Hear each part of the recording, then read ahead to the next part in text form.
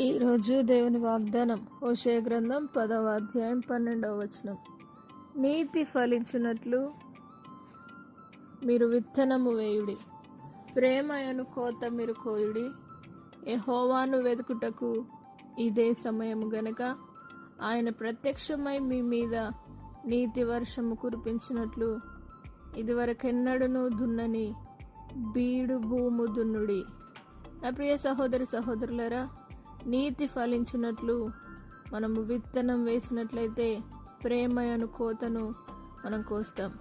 ఈరోజే మిమ్మల్ని మీరు పరిశీలించుకోండి.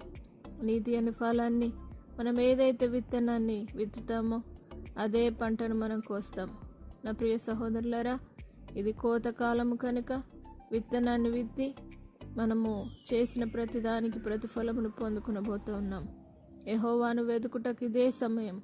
ఆయన ప్రత్యక్షమై మీ జీవితంలో నీతి వర్షమును కుమ్మరించి మరెన్నడూ దున్నని బీడు భూములను మీరు దున్నేలా దేవుడు చేయునుగాక, గొప్ప పంటనిచ్చునుగాక. ప్రార్థన. పరిశుద్ధుడా, నమ్మదగిన దేవా, నీతి ఫలించినట్లు మీరు విత్తనం వేసినట్లయితే ప్రేమయను కోతను కోస్తారని నీ వాక్కు సెలవిచ్చిన విధంగా ప్రతి ఒక్కరు నేను వెదుకుదురుగాక.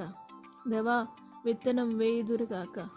ప్రేమ అను తనకి స్తోత్రం వేసే విత్తనం, నీతి అను విత్తనం దేవానికి స్తోత్రం వేసే ప్రతి ఒక్కరూ వేయుట ద్వారా గొప్ప పంటను కోసి దేవాని స్తోత్రం వేసే నిన్ను వెదికేవారుగా నీవు వారికి ప్రత్యక్షమై నీతి వర్షంను కుమ్మరించమని ప్రార్థిస్తున్నాం.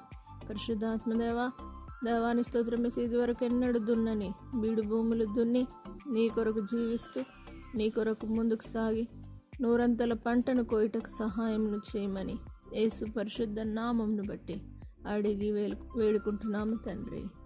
ఆమేన్. దేవుడు మిమ్మల్ని దీవించునుగాక.